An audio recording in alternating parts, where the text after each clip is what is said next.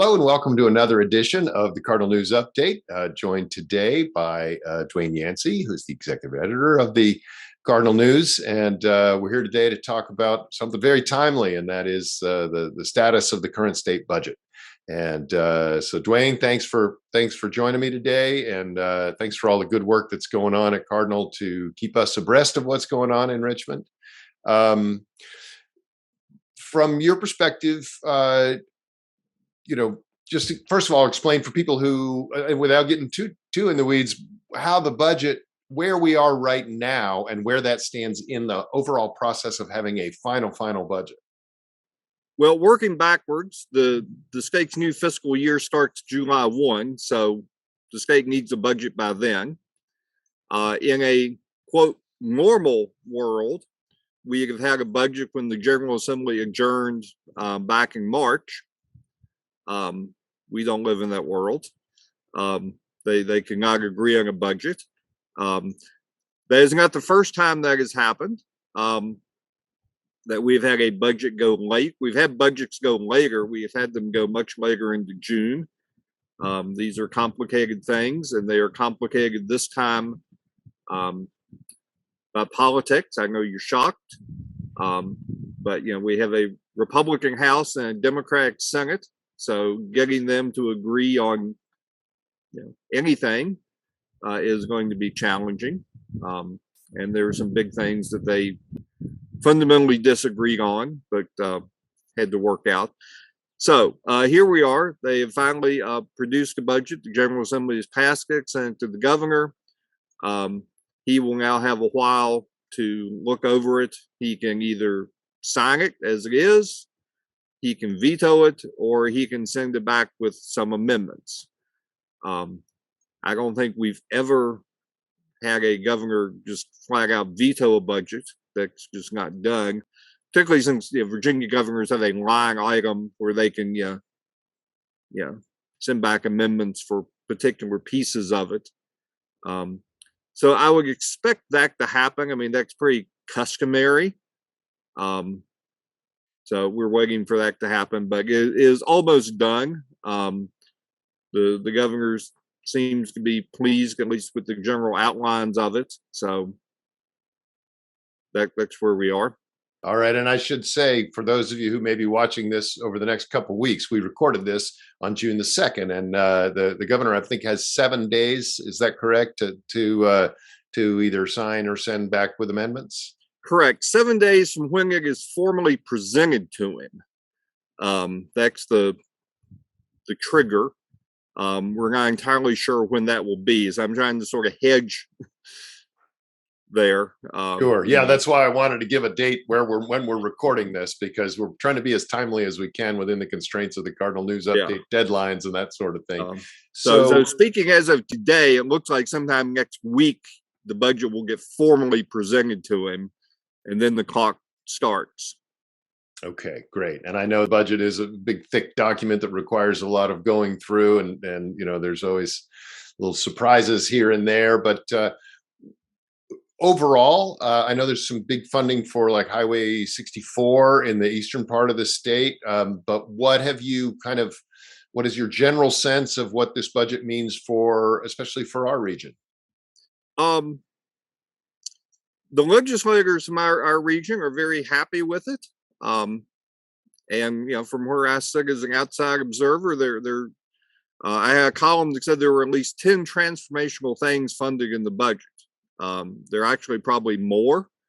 That played off an earlier column where I listed 12 specific things, and 10 of those 12 got funded, including the 6 biggest. But my list did not include some other things that I was already assuming were going to be in there. So starting from the top, I mean, the big thing is state funding for school construction. That is historically not something the state has done. That has been purely a local responsibility for a long time, but particularly over the past few years, there's been a big push, a lot of it coming from rural localities, saying, hey, the cost of these buildings is just, more than we can afford. We got to have some help here. That has been, there's been both bipartisan support and bipartisan skepticism of that. A lot of that depends on where you live. If you live in a rural area, whether you're a D or an R, you think that would be a pretty good thing. If you're in, a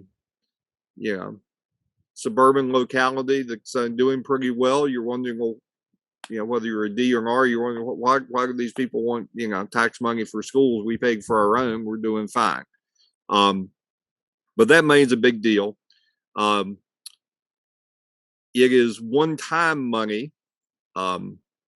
which concerns some, but others see it as sort of a bridge until Virginia's casinos go online and there's revenue from them to help pay for school construction. So you look at the big picture, historically, this is the big deal, the state commitment for school construction. I think is like 1.25 billion outright, and they think that can leverage up to $3.2 billion in construction once you figure in loans and other sorts of things.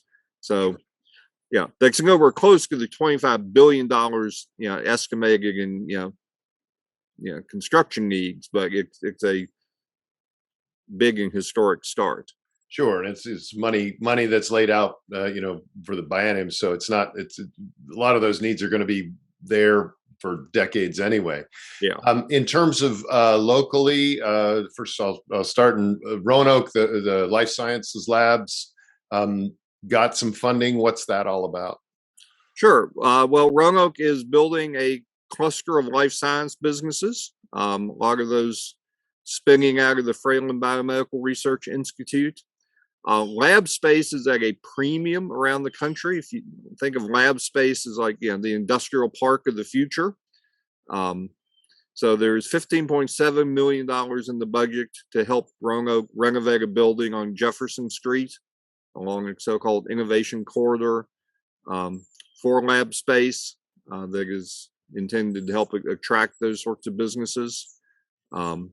Again, historically speaking, if that sector really takes off, you can look back on this as a big injection of state funds to help jumpstart that.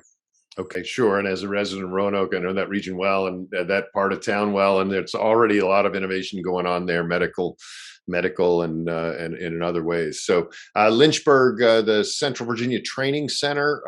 First of all, some folks may not know what that is, but what's happening with them with funding? It sounds like they are having a pretty good experience with the budget. Yeah, that is huge. The Central Virginia Training Center is a facility now closed, goes back a long way, has a long tortured history. That is where a lot of it dates back to the state's experiment with eugenics back in the day. That was where women were sterilized who were deemed unfit to have children. It had other purposes, more recently, but was closed a few years ago. But the state still owed the bonds on it, so nothing happened to the site. We're talking several hundred acres here. A lot of these buildings are, very old, have asbestos in them, I'm sure. So nothing, from Lynchburg's point of view, that the place is just sort of a blight, sitting there in Amherst County overlooking downtown, but also a huge opportunity if the state could pay off the bonds and the site could be put to some other use. Defeasing the bonds. I love that phrase. That's what it's technically called, is defeasing the bonds. Costs a lot of money. But the budget included $25 million to do that. That's I don't need to tell you, that's an awful lot of money for a local project, and that will have a huge impact in Lynchburg to get that project, get that facility, off the state's, books, just sitting there unused and, turned into whatever it's going to be turned into. And then they've got some plans for it. But And I should just say to everybody who's watching this at home, Dwayne is out in the yard, and we do have some active crows in the background, but that's what they're not cardinals, sadly. But we got some serious noise going on, but I think it's all good. So just want I to mean, let I'm you in know the green room. You can that's think of right. it that It's way. not. Don't adjust your sets. The Now farther southwest Virginia, Hurley had a massive flooding incident in the past year, and then were declined for, I believe, for FEMA funding. Twice. There that twice, and I have not gone down there and seen it myself, but I understand the damage is quite extensive. What's the good news for folks out there? The good news there is $11.4 million in flood relief that will come through the Department of Housing and Community Development. You're right. There's a bad flood, and yeah, we think of a flood as high water. This was more of a flood where the mountains just sort of liquefied and melted down.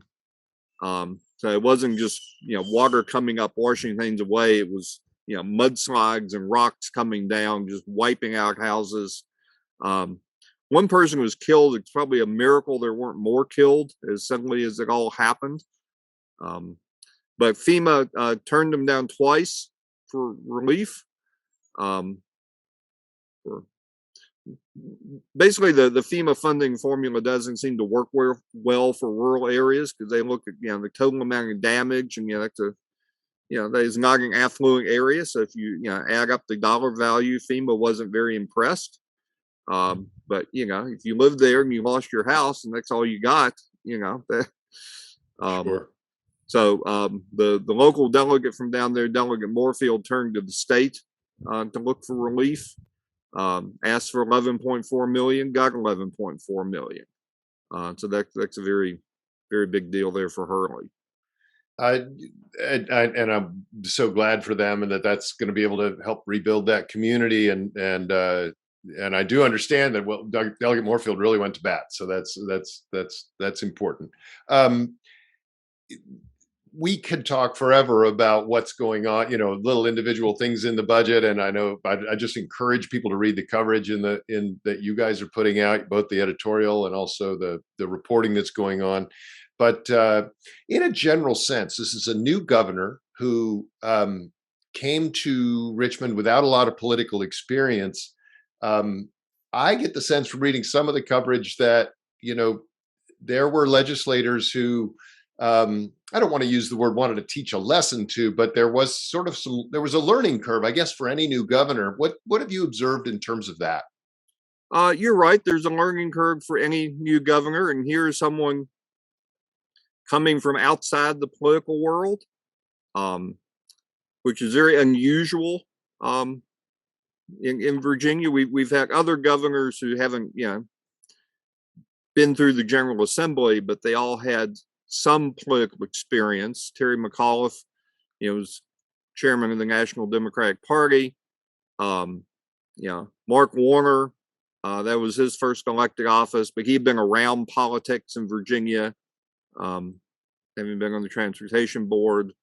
You really have to go back to Linwood Holton in 1969 to find the governor, coming, completely from the outside. Even Holton, had been around politics for a long time, trying to build the Republican Party. So Youngkin is quite unprecedented historically in terms of his background and lack of political experience. So you would expect a learning curve. And certainly some Democrats would like to teach him a lesson. That's just the nature of partisan politics. But even some Republicans from time to time are frustrated that it takes a while to educate the fella. Well, the legislature in Virginia is politically, probably the most powerful branch. I would think, just because of their power of the purse strings and the fact that governors only have one term here. Legislators in general often tend to be very dismissive of governors. They obviously prefer a governor of their own party. But legislators see themselves as the government of Virginia, and the governor is someone who just sort of administers things, takes care of the details. So it's not quite the same as at the national level with the president and Congress. And written into the Constitution, the General Assembly has certain powers that say Congress does not have. They consider themselves, in charge and sort of the permanent government of Virginia. Right, right. Well, I just want to thank you guys at Cardinal for keeping an eye on all of this for the rest of us. And it'll be interesting to see when we come up against, the next time we have to do a budget, to see how the process might be a little different. Again, Dwayne Yancey from Cardinal News. Thanks for coming on, and I would encourage everybody to subscribe to both Cardinal News and also our Echo YouTube channel, which is the way that you'll get updates when new episodes of this are available. So, Dwayne, thanks again, and we'll see you in a few weeks. And Right. I appreciate all you do. Thanks for being here. All right, bye bye.